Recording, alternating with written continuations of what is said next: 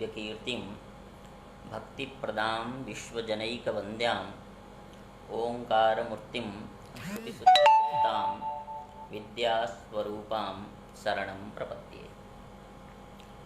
ध्यानमूलं गुरोः मूर्तिं पूजामूलं गुरोः पदं मंत्रमूलं गुरोः वाक्यं मोक्षमूलं गुरोः कृपा।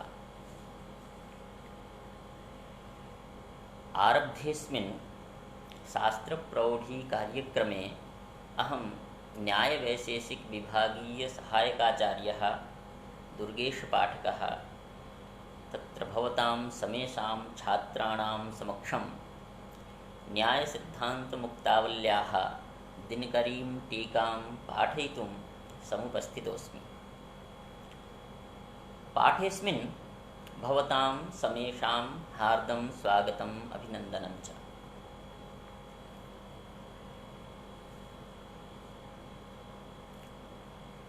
विगत पाठों में हमने जाना कि मंगलाचरण का फल क्या है। मंगलाचरण के फल को सिद्ध करने के लिए नैयायिकों ने कहा मंगलम समाप्ति फलकम समाप्त्यन्याफलकत्वे सति सफलत्वात्। इस अनुमान में नास्तिकों के तरफ से एक शंका, व्यभिचार शंका उठाई गई, विशेष्या सिद्धि की शंका। अर्थात हेतु में घटक जो सफलत्व है वह सफलत्व ही यदि मंगल में नहीं है तो मंगल समाप्ति फलक कैसे होगा। इसके उत्तर में नैयायिकों ने कहा कि हम अनुमान के द्वारा मंगल में समाप्ति फलकत्व और मंगल में सफलत्व को सिद्ध करेंगे। उसके लिए उन्होंने अनुमान बनाया मंगलम सफलम अभिगीत शिष्टाचार विषयत्वात्। यहाँ हेतु है अभिगीत शिष्टाचार विषयत्व। इस हेतु में एक एक पदों का पदकृत्य चल रहा था। विगत पाठ पर्यंत हम लोगों ने शिष्ट पद की क्या आवश्यकता है इस हेतु में वो हम लोगों ने जाना। शिष्ट पद को यदि नहीं रखते थे तो चैत्य वंदन में अभिगीत आचार विषयत्व चैत्य वंदन में चला जाता। इस चैत्य वंदन में जाने से वहाँ सफलत्व नहीं है, हेतु है और साध्य नहीं है, तो व्यतिरेक व्यभिचार लगता।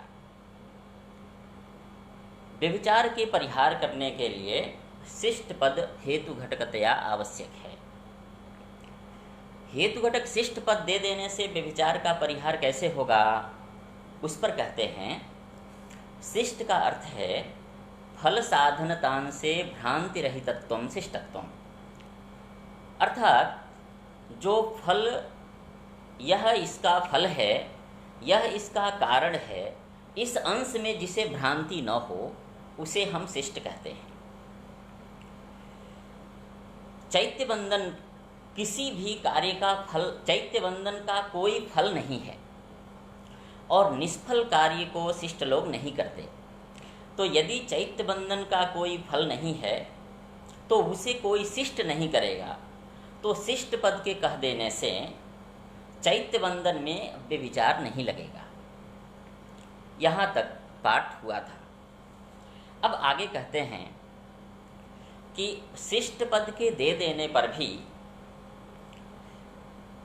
हमारा हेतु है अभिगीत शिष्टाचार विषयत्व, इसमें अभिगीत पद हटा देते हैं।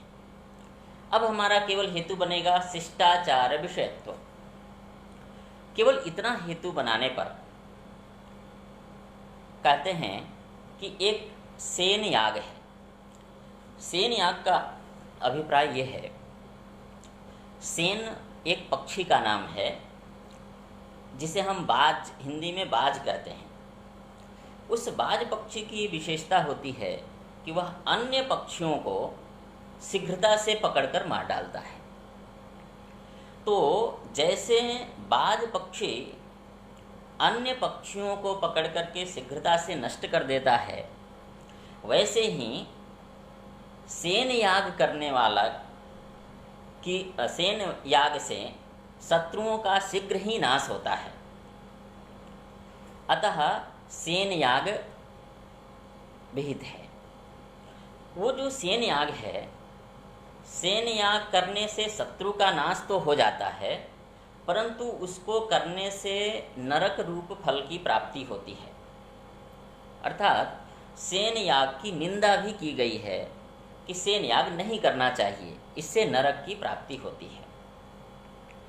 अब कहते हैं, जिस पुरुष को सेन याग करने से शत्रु का वध होता है, यह फल और साधन दोनों का ज्ञान है, वो शिष्ट हुआ। तब तो शिष्टाचार विषयत्व सेन याग में भी आया, परंतु वहाँ सफलत्व नहीं है। हेतु रह गया और साध्य नहीं रहा, तो व्यभिचार लगा। इस व्यभिचार के परिहार करने के लिए ही अभिगीतत्व पद हेतु में रखा। हेतु घटकतया अभिगीतत्व पद का निवेश किया गया है। अभिगीत पद कह देने से क्या हो गया? तो कहते हैं, अभिगीतत्व का अर्थ है अभिगीतत्वंच बलवद अनिष्टान अनुबंधित्वम, अर्थात इष्टोत्पत्तिनांतरीयक दुख भिन्न दुखाजनकत्वम। इसका मतलब क्या है कि अपनी इष्ट की उत्पत्ति में जो आवश्यक दुख हैं, शरीर का आयास, श्रम, धन व्यय आदि, उससे अतिरिक्त अधिक दुख का न होना, यही अभिगीतत्व है। इसी को बलवद अनिष्टा ननुबंधी कहते हैं, ननुबंधित्व।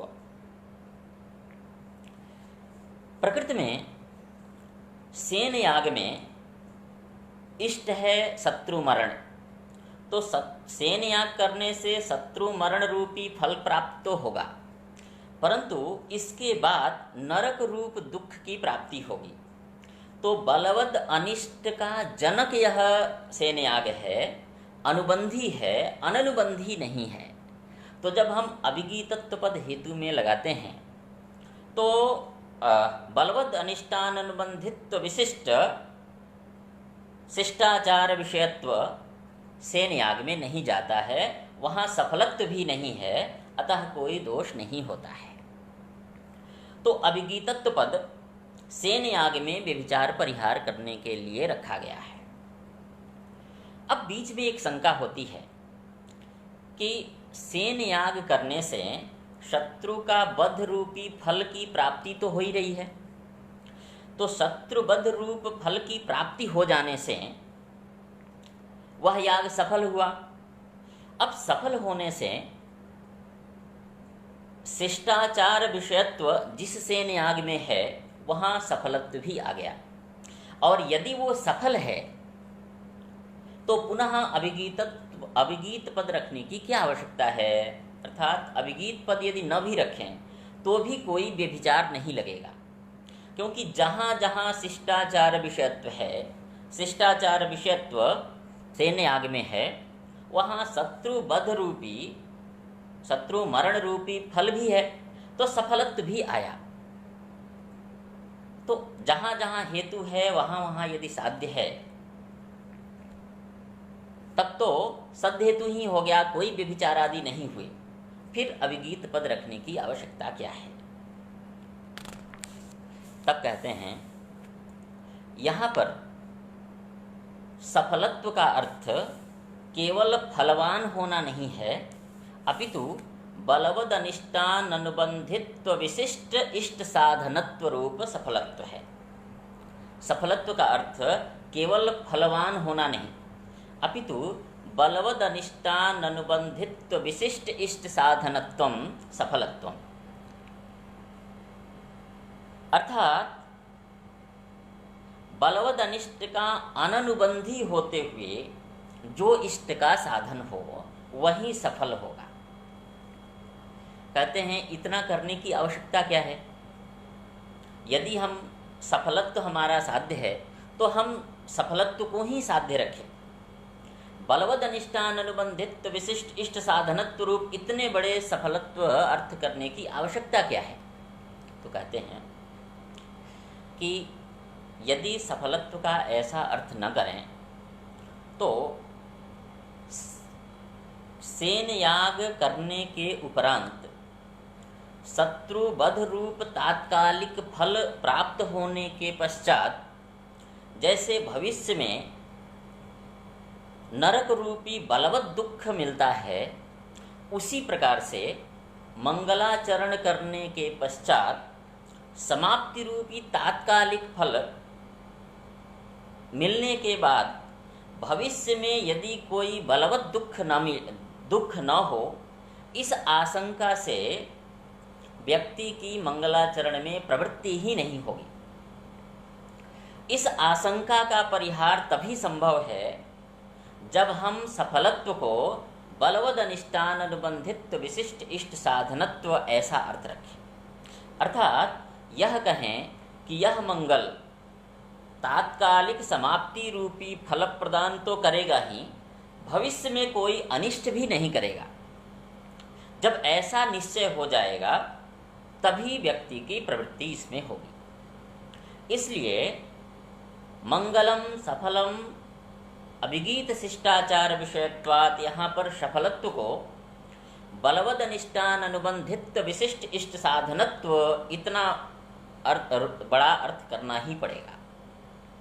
और जब ऐसा अर्थ करेंगे तो ऐसा सफलत्व सेन याग में नहीं है, क्योंकि यद्यपि सेन याग शिष्टाचार का विषय है तथापि वह बलवद अनिष्ट का अनुबंधी है, अननुबंधी नहीं है। अतः सेन याग में हेतु शिष्टाचार विषयत्व है और बलवद अनिष्टान अनुबंधित विशिष्ट इष्ट साधनत्व रूप सफलत्व नहीं है। अतः व्यभिचार लगा। इस व्यभिचार के परिहार करने के लिए अभिगीतत्व पद को हेतु में विशेषण देना चाहिए। हेतु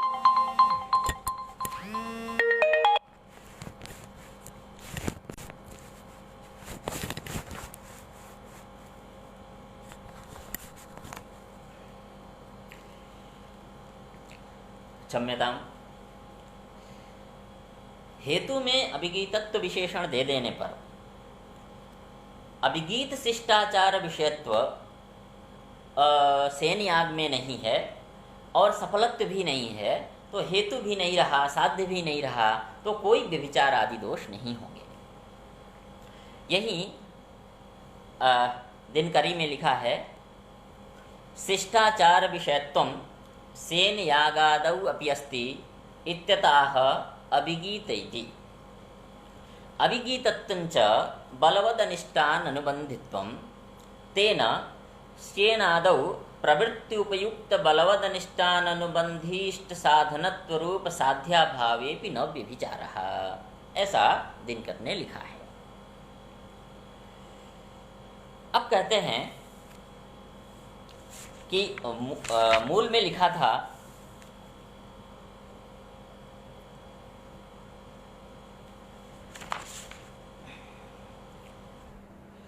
कि अभिगीत शिष्टाचार विषयत्वेन मंगलस्य सफलत्वे सिद्धे।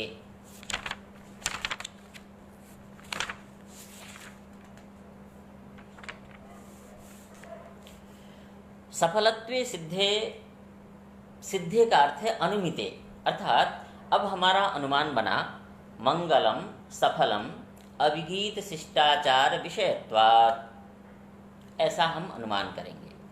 इस अनुमान से मंगल में सफलत्व सिद्ध हो जाएगा।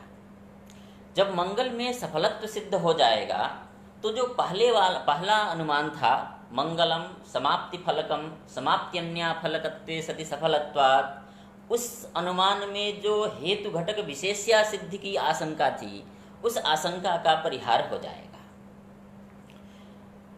यहाँ कुछ लोग ऐसी आशंका करते हैं बीच में कि साध्य हमारा सफलत्व है, हेतु हमारा अभिगीत शिष्टाचार विषयत्व है। उस हेतु में घटकीभूत जो अभिगीतत्व है वो है बलवद अनिष्टान अनुबंधित्व रूप। साध्य जो सफलत्व है उसमें भी बलवद अनिष्टान अनुबंधित्व विशेषण है। अब प्रश्न ये है कि साध्य और हेतु का अलग अलग स्वभाव होता है। हेतु का स्वभाव होता है कि वह पक्ष में निश्चित होता है और साध्य का स्वभाव ऐसा है कि वह पक्ष में संदिग्ध होता है। अब प्रश्न ये है कि हेतु घटक बलवद अनिष्टान अनुबंधित्व यदि पक्ष में निश्चित है तो साध्य घटक बलवद अनिष्टान अनुबंधित्व भी निश्चित होगा। उसका संशय कैसे हो सकता है, ऐसा कुछ लोग शंका करते हैं। उसका समाधान करते हैं नैयायिक ऐसा कहते हैं, यद्यपि हेतु में भी बलवद अनिष्टान अनुबंधित्व प्रविष्ट है और साध्य में भी बलवद अनिष्टान अनुबंधित्व प्रविष्ट है, तथापि हेतु घटक बलवद अनिष्टान अनुबंधित्व भी पक्ष में निश्चित है और तथापि साध्य घटक जो विशेष अंश है इष्ट साधनत्व, क्योंकि हमारा साध्य है सफलत्व। सफलत्व का अर्थ हमने किया था बलवद अनिष्टान अनुबंधित्व विशिष्ट इष्ट साधनत्व। इसमें दो दल हैं, बलवद अनिष्टान अनुबंधित्व और इष्ट साधनत्व। इसमें से बलवद अनिष्टान अनुबंधित्व यद्यपि पक्ष में निश्चित है तथापि इष्ट साधनत्व निश्चित नहीं है, तो विशेषण के निश्चित होने पर भी विशेष्य के संदिग्ध होने पर पूरे विशिष्ट को संदिग्ध मान लिया जाता है। अतः यहाँ पर बलवद अनिष्टान अनुबंधित्व विशिष्ट इष्ट साधनत्व रूप सफलत्व संदिग्ध हो जाता है। अतः कोई सिद्ध साधन आदि दोष नहीं होते हैं, ऐसा समाधान नैयायिक देते हैं। अब कहा सिद्धे अर्थात अभिगीत शिष्टाचार विषयत्वेन मंगलस्य सफलत्वे सिद्धे। सिद्धे का अर्थ किया अनुमिते, अर्थात इस अनुमान के द्वारा हम मंगल में सफलत्व को सिद्ध करेंगे। परंतु सामान्य मंगल सफल है इतना हमें ज्ञान हो गया, परंतु उसका क्या फल है ये फल विशेष की जिज्ञासा हमें होती है। तो कहते हैं तत्र फल जिज्ञासायाम, फल जिज्ञासा का अर्थ क्या, विशेषतः फल जिज्ञासायाम।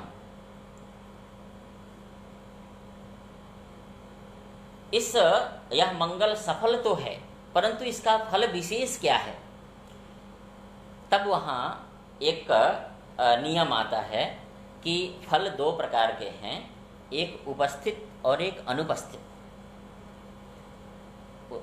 अथवा दृष्ट फल और अदृष्ट फल। दृष्ट फल धन इत्यादि, पुत्र पशु अथवा समाप्ति इत्यादि दृष्ट फल होते हैं और स्वर्ग आदि अदृष्ट फल होते हैं। जहाँ पर इन दोनों प्रकार के फलों में से दोनों उपस्थित हों वहाँ दृष्ट का परित्याग करके अदृष्ट की कल्पना नहीं की जाती, वो ठीक नहीं। इसीलिए नियम बनाया संभवत दृष्ट फलकत्वे अदृष्ट फल कल्पनायाः अन्यायत्वात्। प्रकृति में मंगल के दो फल संभव हैं, एक उसका मंगल का हम स्वर्ग फल मान लें, दूसरा उस मंगल का समाप्ति फल माने। समाप्ति आरब्धम कर्म में परिसमाप्यताम, ऐसी हमारी इच्छा है, लेखक की इच्छा है। अतः इच्छा विषय समाप्ति उपस्थित है और स्वर्ग उपस्थित दृष्ट नहीं है। अतः जहाँ दृष्ट समाप्ति रूप फल संभव हो वहाँ अदृष्ट स्वर्गादि रूप फल की कल्पना नहीं करनी चाहिए। इस नियम के आधार पर इस मंगलाचरण का समाप्ति ही फल विशेष मान लिया जाए, ऐसा नैयायिकों ने उत्तर दिया। यही लिखा है तत्र च फल जिज्ञासायाम अर्थात विशेषतः फल जिज्ञासायाम। अब कुछ लोग कहते हैं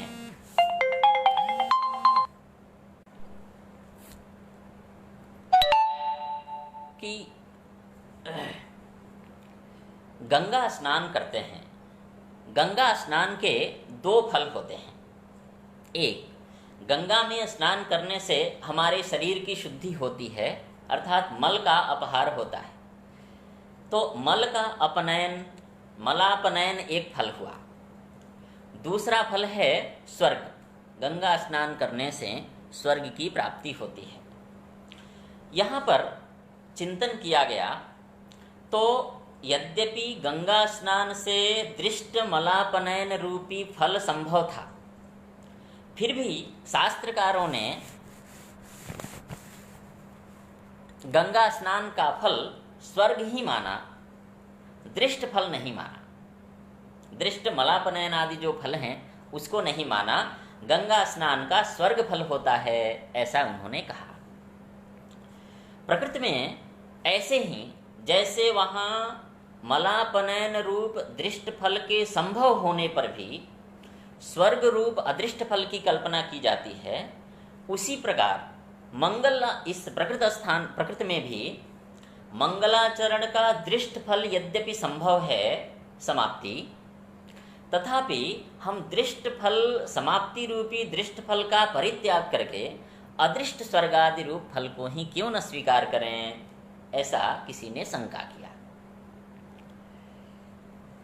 वहां पर कहते हैं कि गंगा स्नान का फल तब ऐसे शंका के समाधान के लिए नैयायिक ऐसा कहता है कि गंगा स्नान का कोई भी दृष्ट फल नहीं है। पूछा क्यों? मलापनयन इत्यादि, शरीर शुद्धि इत्यादि तो गंगा स्नान का फल स्पष्ट है। तो कहते हैं कि ऐसा नहीं है। किसी भी प्रकार का किसी भी जल से स्नान किया जाए तो शरीर शुद्धि तो हो ही जाती है। तो शरीर शुद्धि के लिए स्नान कारण है, स्नानत्वेन स्नान कारण है। किसी भी जल से यदि आप स्नान करें, कूप के जल से स्नान करें अथवा किसी भी नदी के जल से स्नान करें अथवा आधुनिक नल इत्यादि से स्नान करें, सभी प्रकार के स्नान करने से मलापनयन तो हो ही जाता है। तो मलापनयन रूपी फल स्नान मात्र का है। पुनः गंगा स्नान का क्या फल होगा? कहते हैं कि स्नानत्वेन स्नान का फल है मलापनयन, गंगा स्नान का कोई दृष्ट फल नहीं है। और नियम यह है कि यदि दृष्ट फल संभव हो तो अदृष्ट फल की कल्पना नहीं करनी चाहिए। यहाँ गंगा स्नान में दृष्ट फल जब संभव ही नहीं तो अदृष्ट फल स्वर्ग आदि फल की कल्पना करते हैं। प्रकृति में ऐसी स्थिति नहीं है। मंगलाचरण करने पर मंगलाचरण के दोनों ही फल उपस्थित हैं, स्वर्ग भी और समाप्ति भी। समाप्ति दृष्ट है और स्वर्ग अदृष्ट है। और नियम है कि संभवत दृष्ट फलकत्वे अदृष्ट की प्राप्ति होती है। तदवत मंगलाचरण करने से स्वर्ग की ही प्राप्ति हो, ये नियम नहीं रहा। इसलिए गंगा स्नान का दृष्टांत दे करके मंगल का फल भी स्वर्ग ही है, ऐसा नहीं कहा जा सकता। यही लिखा है, ननु कथम तरहि गंगा स्नानादीना अदृष्टार्थकता। ये प्रश्न किया कि यदि ऐसा है तो गंगा स्नान करने से अदृष्ट फल की प्राप्ति माने स्वर्ग आदि फल की प्राप्ति कैसे होती है? इसके उत्तर दिया कि संभवत दृष्ट फलकत्वे, यदि दृष्ट फल संभव हो तो अदृष्ट फल की कल्पना नहीं करनी चाहिए। प्रकृति में क्या है, समाप्ति रूपी फल दृष्ट है और जब दृष्ट फल संभव हो तो अदृष्ट फल की कल्पना नहीं करनी चाहिए, ऐसा मान करके इन्होंने उत्तर दिया। तथा च तत्र मतलब गंगा स्नान है, तत्र दृष्ट असंभवेन अदृष्ट कल्पना। गंगा स्नान का कोई भी दृष्ट फल संभव नहीं था, इसलिए वहां अदृष्ट स्वर्ग आदि की कल्पना की गई है। परंतु मंगलाचरण का दृष्ट फल संभव है, और जब दृष्ट फल संभव है तो अदृष्ट फल की कल्पना नहीं कर सकते। अब पुनः एक शंका होती है। एक याग है, एक श्रुति में यज्ञ का वर्णन है, विश्वजिताय जेत। यह जो याग, इस याग का वर्णन काम्य प्रकरण में किया गया है। काम्य प्रकरण में काम्य कर्म, जो भी काम्य कर्म होता है, उस काम्य कर्म का अवश्यमेव कोई न कोई फल होता है। तो विश्वजिता यजेत ऐसा काम्य प्रकरण में वर्णन है, तो इस विश्वजित याग का भी कोई न कोई फल होना चाहिए। परंतु वहां इसके फल का वर्णन नहीं है। पुनः तो फिर इस विश्वजित याग का क्या फल माने? इसके उत्तर में जब मीमांसा हुआ, विचार हुआ, तो विचार में ये कहा कि यदि विश्वजित याग का फल पशु मान लें, तो जिसके पास बहुत सारे पशु हैं उसकी प्रवृत्ति विश्वजित याग में नहीं हो पाए। यदि विश्वजित याग का फल पुत्र मान लें, तो जो पुत्रवान है उस पुत्रवान की प्रवृत्ति विश्वजित याग में नहीं हो पाएगी। यदि विश्वजित याग का फल धन मान लें, तो जो धनी है, उस धन, जिसके पास बहुत प्रभुत धन है और वो मतलब संतोष पूर्वक धन है, उस व्यक्ति की प्रवृत्ति धन के लिए विश्वजित याग में नहीं हो पाए। तो फिर विश्वजित याग का क्या फल माना जाए, ऐसा वहां प्रश्न हुआ। इस प्रश्न के उत्तर में आचार्य जैमिनी ने उत्तर दिया कि सर्वेष्टत्वात् सस्वर्गः सर्वान् प्रत्यविशिष्टत्वात्, अर्थात स्वर्ग ही उस विश्वजित याग का फल मान लिया जाए, क्योंकि स्वर्ग सबको इष्ट होता है। तो जिस प्रकार से विश्वजित याग का फल स्वर्ग मान लिया गया, उसी प्रकार से इस मंगल का भी फल स्वर्ग ही क्यों न मान लिया जाए, ऐसा पुनः किसी ने आशंका किया। तब उत्तर दिया वही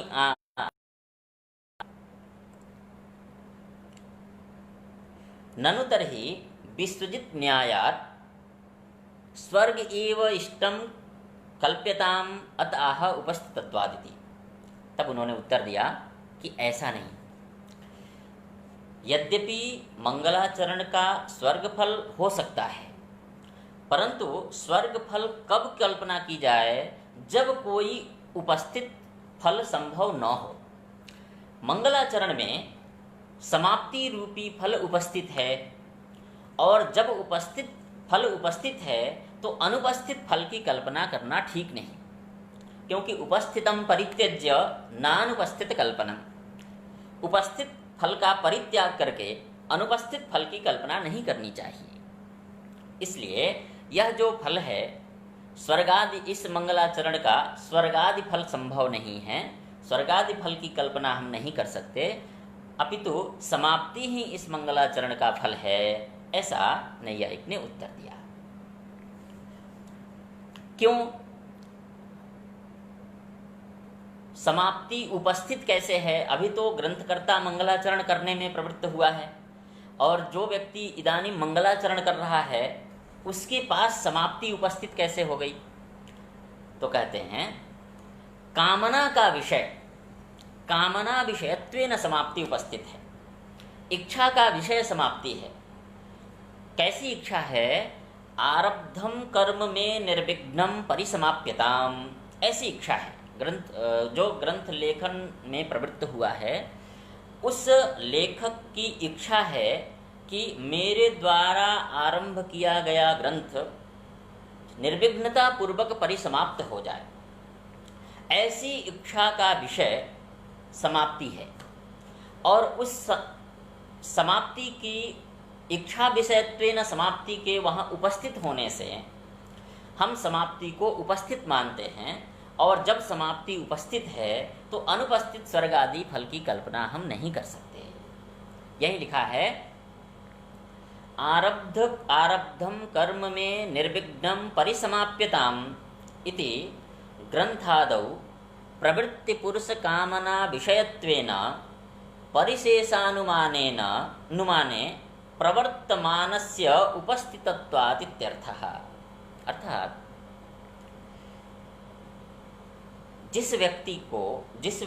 जो व्यक्ति ग्रंथ लेखन में प्रवृत्त हुआ है, उस व्यक्ति की कामना है कि मेरा ग्रंथ निर्विघ्नता पूर्वक परिसमाप्त हो जाए।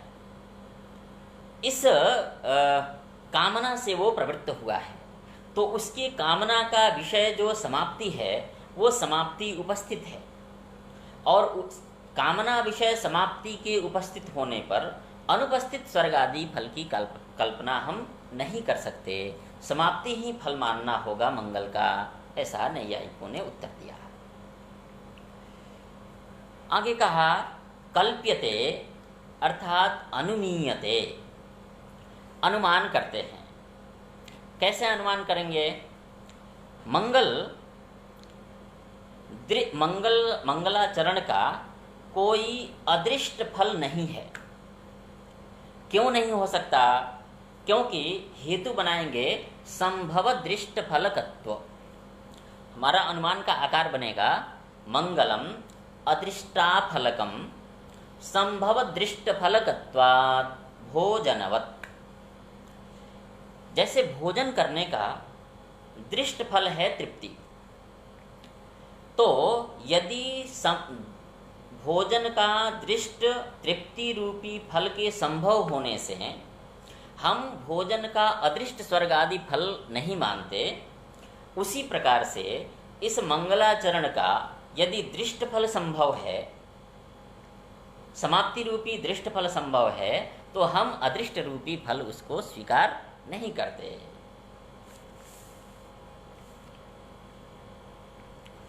इसलिए लिखा कल्प्यते अर्थात अनुमीयते। अब निष्कर्ष क्या निकला? शंका ये थी कि मंगलाचरण करने पर मंगलाचरण का फल क्या होगा, मंगलाचरण करना चाहिए या नहीं करना चाहिए, ऐसा प्रश्न था। नास्तिकों ने प्रश्न किया था कि मंगलाचरण नहीं करना चाहिए क्योंकि वो निष्फल है। उन्होंने अनुमान बनाया था मंगलाचरणम अयुक्तम निष्फलत्वात्। उनके मत का खंडन करने के लिए नैयायिकों ने कहा था कि मंगलाचरणम समाप्ति फलकम समाप्त्यन्या फलकत्वे सति सफलत्वात्। उसमें विशेष्या सिद्धि की आशंका हुई।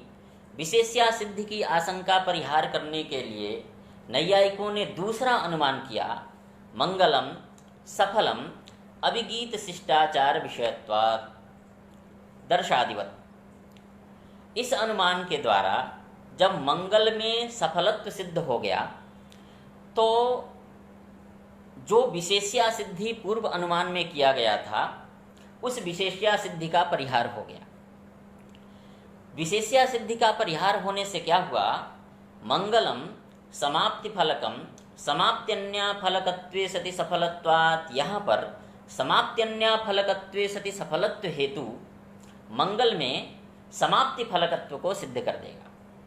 अब समाप्ति रूपी फल विशेष के सिद्ध होने से मंगल निष्फल नहीं हुआ। मंगल के निष्फल न होने से जो नास्तिकों ने अनुमान बनाया था मंगलम न कर्तव्यम निष्फलत्वात्, वहाँ निष्फलत्व हेतु स्वरूपा सिद्ध ग्रस्त हो जाएगा। हेतु के स्वरूपा सिद्ध ग्रस्त होने से वह हेतु जो हेतु स्वरूपा सिद्ध होता है वह हेतु अपने साध्य को सिद्ध करने में समर्थ नहीं होता। तो निष्फलत्व हेतु मंगलाचरण में अयुक्तत्व को सिद्ध नहीं कर पाएगा। इस प्रकार से मंगलाचरणम अयुक्तम निष्फलत्वात्, ये जो नास्तिकों का अनुमान था उसका नैयायिकों ने खंडन कर दिया। अब इस अनुमान के द्वारा मंगल में समाप्ति फलकता अनुमान के द्वारा सिद्ध हुई। अनुमान के द्वारा मंगल में समाप्ति फलकता सिद्ध होने से यह निश्चित हो गया कि मंगलाचरण का फल समाप्ति है। इसमें कोई श्रुति प्रमाण नहीं है, अपितु अनुमान ही प्रमाण है। दीपिकाकार तर्क संग्रह की जो टीका है दीपिका में दीपिकाकार ने शिष्टाचारानुमित श्रुति के द्वारा मंगल में सफलत्व सिद्ध किया है। यहाँ ऐसा कह देने से दीपिकाकार का मत भी खंडित हो जाता है। कैसे? श्रुति दो प्रकार की होती है, एक श्रुत श्रुति और दूसरा अनुमित श्रुति। श्रुत श्रुति होती है जो कहीं लिखा हुआ हो, श्रुति में कहीं लिखा हो, उसका जो हम लोग पाठ करते हैं, वो जो श्रूयमाण श्रुति होती है वो श्रुत श्रुति कही जाती है। श्रुत श्रुति शाब्दबोध जनिका होती है, मतलब श्रुत श्रुति से शाब्दबोध होता है। दूसरा है अनुमित श्रुति। अनुमित श्रुति में क्या होता है, श्रुति का आनुपूर्वी का निर्णय नहीं हो पाता है। जैसे समाप्ति कामो मंगलमाचरेत, ये जो श्रुतियां हैं, अथवा विघ्नध्वंस कामो मंगलमाचरेत इत्यादि जो श्रुतियां हैं, ये अनुमित श्रुति हैं, शिष्टाचारानुमित श्रुति। और जो शिष्टाचारानुमित श्रुति है,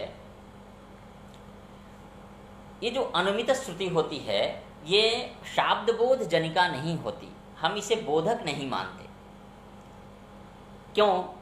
बोधक होने के लिए आनुपूर्वी का निर्णय होना आवश्यक है।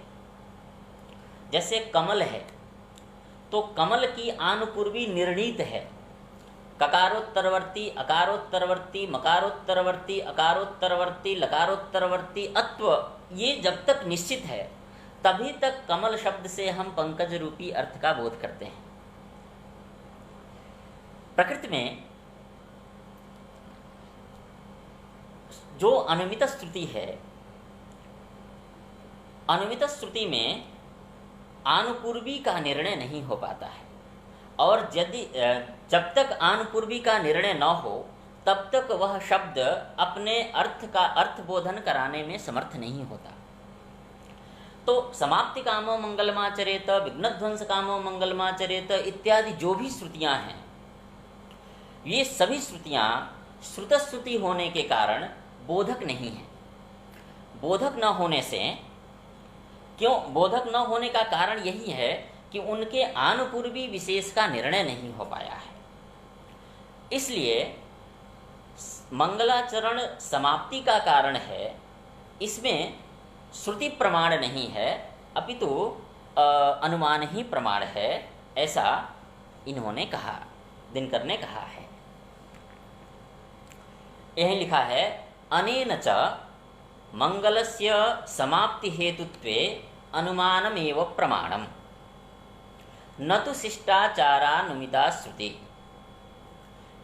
शिष्टाचारानुमित श्रुति जो होती है, जो जिसे हम अनुमित श्रुति कहते हैं, वो यहाँ मंगल में समाप्ति कारणत्व की जनिका नहीं है। क्यों? उसका उत्तर देते हैं, इदानीम आनुपूर्वी विशेष निर्णय अभावेन तस्याः अर्थात अनुमित श्रुतेः अबोधकत्वात् इति सूचितम्। अर्थात आनुपूर्वी विशेष का निर्णय न होने से यह जो श्रुति है, समाप्ति कामो मंगलमाचरेत अथवा विघ्नध्वंस कामो मंगलमाचरेत इत्यादि श्रुति, वो बोधिका नहीं होगी, वो जनिका नहीं हो पाएगी।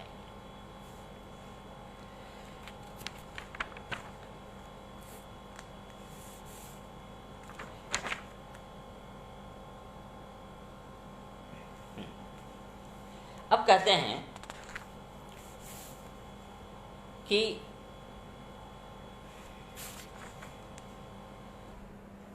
अब ये निश्चित हो गया कि मंगलाचरण करने का फल है समाप्ति अथवा विघ्नध्वंस। अब कहते हैं कि यदि मंगलाचरण करने का फल समाप्ति है तो एक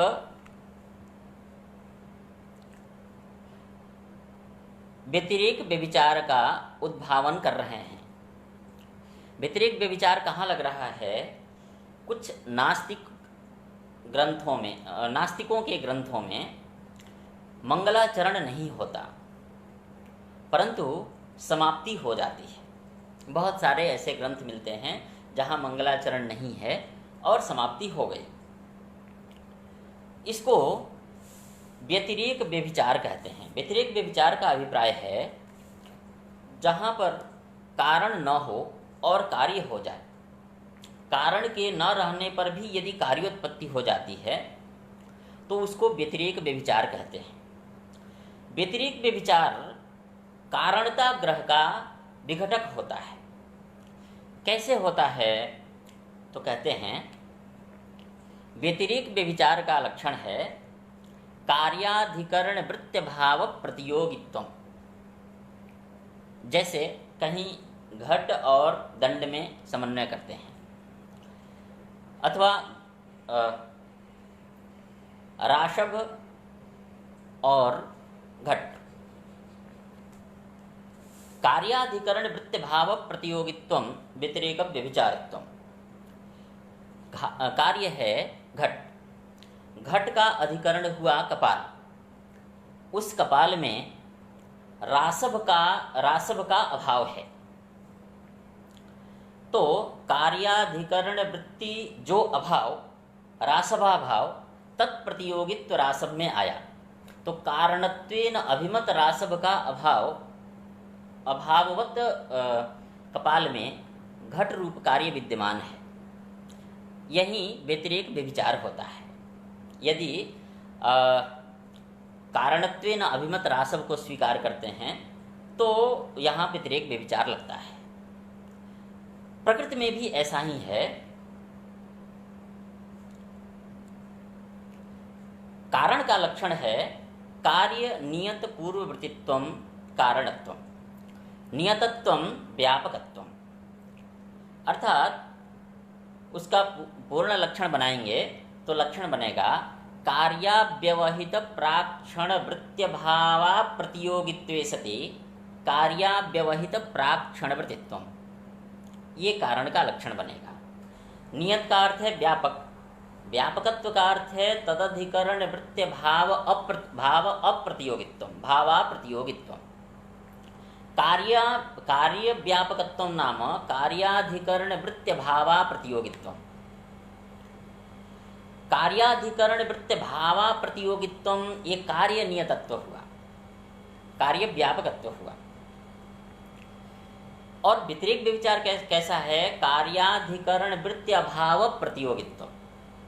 यदि किसी को कार्याधिकरण वृत्य भाव प्रतियोगित्व ऐसा निश्चय हो, उसे कार्याधिकरण वृत्य भावा प्रतियोगित्व ऐसा निश्चय नहीं होता है। अतः कारण का जो लक्षण है उस लक्षण में घटक जो व्यापकत्व है उस व्यापकत्व का विघटन करता है व्यतिरेक व्यभिचार। इस प्रकार से व्यतिरेक व्यभिचार, इसी प्रकार से अन्वय व्यभिचार भी कारणता ग्रह का विघटक होता है, वो आगे जस्ट आने वाला है। तो कारणता ग्रह का विघटक यदि कहीं पर मंगलाचरण नहीं है और समाप्ति हो गई तो कार्याधिकरण वृत्य भाव प्रतियोगित्व मंगल में आ जाएगा, तब तो वहाँ व्यतिरेक व्यभिचार लगा। और यदि व्यतिरेक व्यभिचार है तो उस व्यतिरेक व्यभिचार का, यदि व्यतिरेक व्यभिचार है, जिन दोनों के मध्य व्यतिरेक व्यभिचार होता है उन दोनों में कार्य कारण भाव नहीं होता है। तो यदि मंगल और समाप्ति के मध्य व्यतिरेक व्यभिचार आ जाए तो मंगल और समाप्ति के मध्य कार्य कारण भाव नहीं हो सकता। इसीलिए कह रहे हैं व्यापकत्व घटित कारणता ग्रह प्रतिबंधक ज्ञान विषय व्यतिरेक व्यभिचारम उद्धरति। अर्थात व्यापकत्व घटित जो कारणता, कारण का लक्षण है कार्य नियत पूर्ववर्तित्व, इसमें व्यापकत्व घटक है। उस व्यापकत्व घटक व्यापकत्व कारणता ग्रह का विघटन करने वाला ज्ञान है व्यतिरेक व्यभिचार ज्ञान। उस व्यतिरेक व्यभिचार ज्ञान का विषय व्यतिरेक व्यभिचार है। वो व्यतिरेक व्यभिचार किरणावली इत्यादि ग्रंथों में दिखाई देता है, क्योंकि वहाँ मंगलाचरण नहीं है और समाप्ति हो गई। उसका परिहार कैसे करें? तो मूल में लिखा है इत्थं च यत्र मंगलम न दृश्यते तत्रापि जन्मांतरीयम तत्कल्प्यते। अर्थात जहाँ पर मंगलाचरण नहीं है और समाप्ति हो गई है, वहाँ पर चूँकि समाप्ति रूपी कार्य, कोई भी कार्य कारण के बिना उत्पन्न नहीं हो सकता, और समाप्ति एक कार्य है, समाप्ति कार्य का कारण मंगल ही है और समाप्ति दिखाई दे रही है, तो उस समाप्ति रूपी कार्य का कारण मंगल अवश्यमेव होगा। इदानीम इस जन्म में उसने नहीं किया तो हम जन्मांतर में मंगल की कल्पना कर लेते हैं। अर्थात पूर्व जन्म में वो मंगलाचरण किया था, जिसके कारण उसके ग्रंथ की समाप्ति हो गई।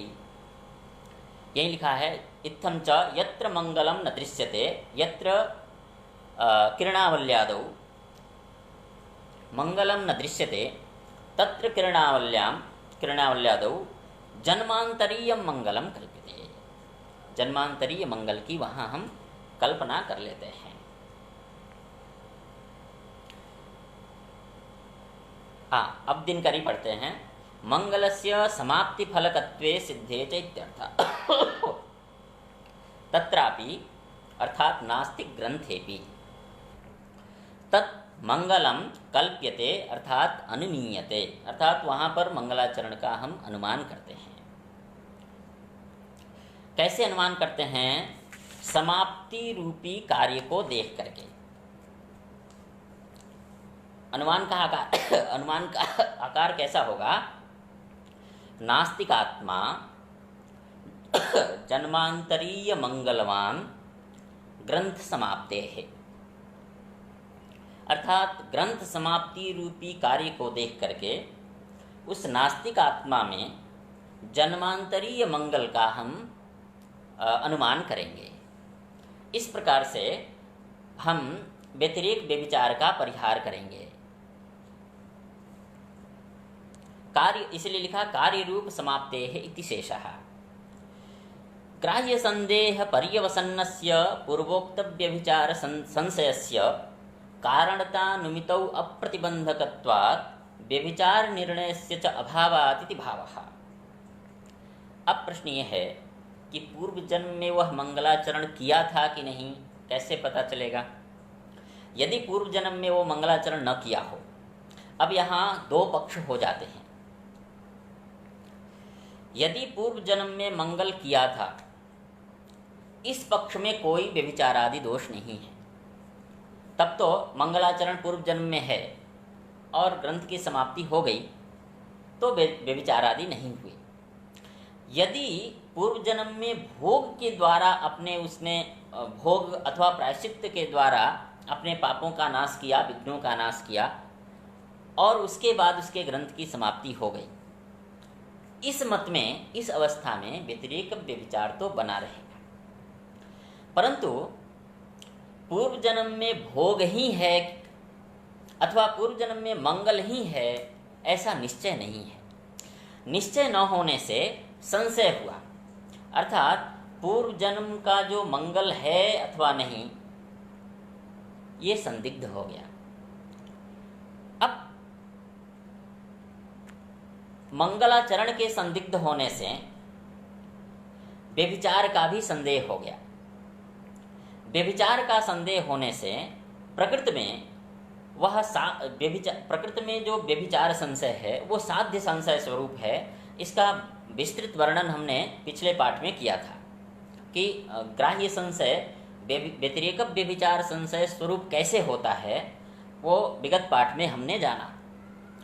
उसी बात को पुनः स्मरण करा रहे हैं कि ग्राह्य संदेह पर्यवसन्नस्य पूर्वोक्त व्यभिचार संदेहस्य कारणता अनुमितौ अप्रतिबंधकत्वात् व्यभिचार निर्णयस्य च अभावात्।